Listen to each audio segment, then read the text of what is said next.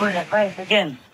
All the Buddhist followers, if you did not choose any other method in Buddhism to practice to save your soul, then you should recite Amitabha Buddha, all the time.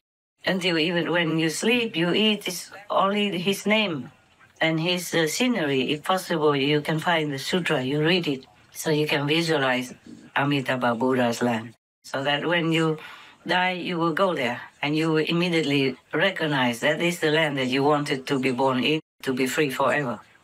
You may be in a lower level, but then you will never go back to the life and death cycle and you never go to hell. So please do that. I wish you all the best from my heart, that you will be liberated and be reborn in Buddha's land. Any Buddha's land that you have chosen to believe in and worship.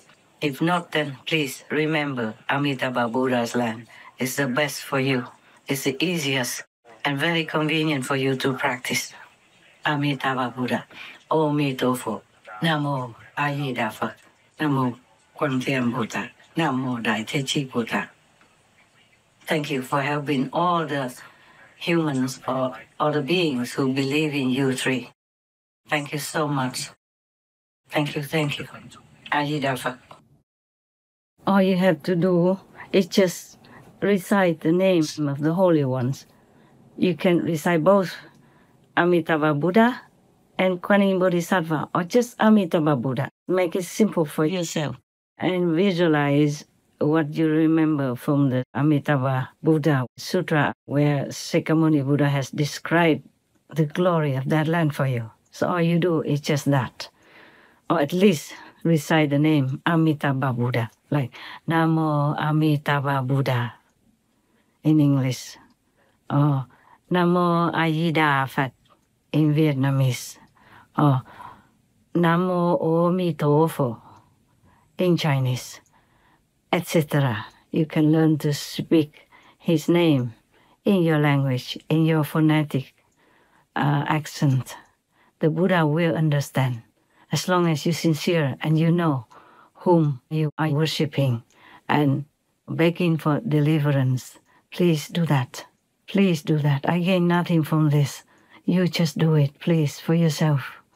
And if you're strong enough, powerful enough from practicing the Amitabha Buddha's method, you will even have a chance to rescue other members of your beloved family. Okay? Please, I wish you all the best. May the Buddha bless you. May the infinite light of Amitabha Buddha shine upon you day and night until the day you reach the Holy Land. Amen. Amen. With all God's blessing, with all love from my heart. If any of you do not know anything about what I have been talking about concerning all these religious schools, then please recite the most powerful prayer that I have disclosed to you by God's permission and grace. Whenever you can, the more the better, until you know it by heart, and then even while you're eating, sleeping, your subconscious will continue to be connecting with that prayer, meaning with heavens, with God. Reciting that doesn't mean when you go home, you immediately see God in front of you. It's just that God's heavens have many levels. At least you go to the lowest possible heaven in God's mercy. Then you continue to climb higher back home.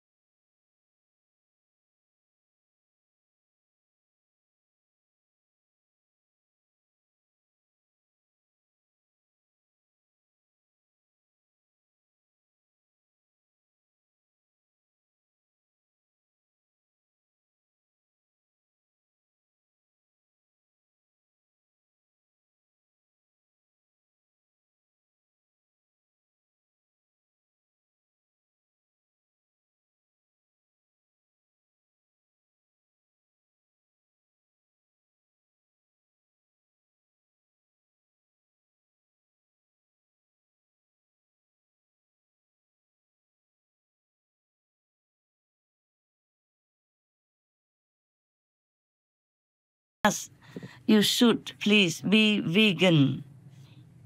Please be vegan so that your prayer will be effective, even in a short time.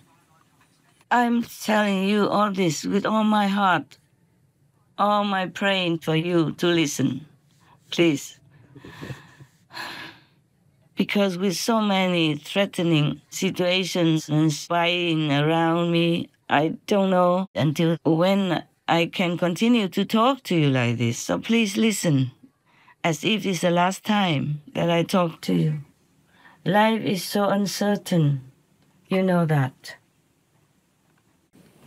I said to you, I'm glad to be able to talk to you because you never know when I can or when I cannot. You know, right now I'm okay, I'm safe, don't worry. But even recording this for you is not all smooth and honey like the way you would normally do it or the way I did it before, many times before. Because often there's some noise and I have to stop in case maybe some people go nearby or there's some big animal people or something. So I have to stop the recording many times to finish this. So please, listen. Don't take it for granted, okay? Please listen. Save yourself. This world is always ephemeral and surprises us with all kinds of situations and at the end, death anyway. So please take my heartfelt talk to you as if, even if it's the first time, as if it's the last time. You never know. In this life, you never know when you come, when you go. You don't know when you're born, and you don't know when you go. Most people don't know. So please, be prepared. Train yourself now already. We don't have a lot of time.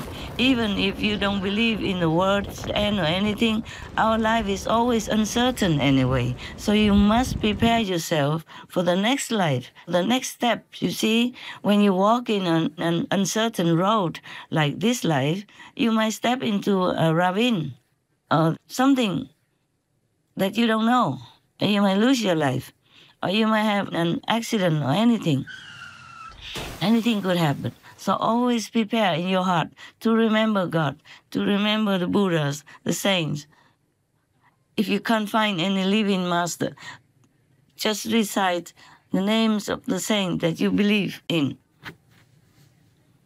Vegan saint, a vegetarian saint at least, in the old times. Vegetarian is almost like vegan because they didn't harass the cow people that much. I was born in the countryside. I saw the cow people always, walking around leisurely in grass meadows with a cowboy next to them, taking care of them. I never saw any cruelty concerning the cows or the ox people. They helped the farmers in those times and still do in some countries to till the land, to feed the population of the world. So they're doing a good job. And in India, even now, if the cow person lays in the middle of the street, all the cars stop and wait. But there are some areas where they now begin, or already since long ago, since different religions came in and destroyed Buddhism, destroyed compassion. They are now killing cows, ox, pig people every day, just like in other countries. And this is a very, very sad affair.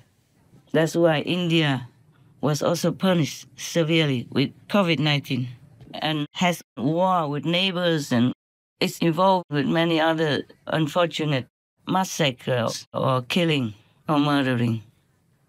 It's a very sad thing that the Indian people lost their tradition of compassion, because before they had only Jainism, Hinduism, and Buddhism. All these religions in India taught people to be compassionate and never to treat animal people the way we do now in slaughterhouses or elsewhere. So even many Indians do not understand compassion and don't really know true Hinduism. The last Prime Minister of England, before this Prime Minister, His name is Sunak. He proclaimed that he is a true Hindu believer, but he is not even a vegetarian. When I first talked about him with my disciples, I said, hey, now we have a prime minister who is a vegetarian. And so they cut that part of my talk. And I asked them why. They say that he is not vegetarian.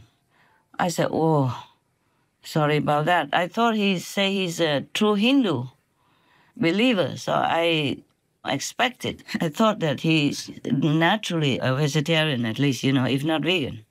You see what I'm saying? Because they lost it. They lost the real teaching. And even if they still have some sutras or Veda or something like that, they still don't understand them, because since many generations already, nobody emphasizes the compassionate nature of Hinduism. So any monk, any teacher leading people into the wrong direction of faith, you can believe that they are not working for the true Dharma, for the real teaching that's been passed down to them since ancient times. To lead people into wrong concept, wrong direction of belief is the worst crime you can commit for anybody, not to talk about that you are a monk, a senior monk who represents Buddhism and who has so many followers, many trusting, faithful, to help you, to make offerings to you, to worship you, and to listen to every word that you utter.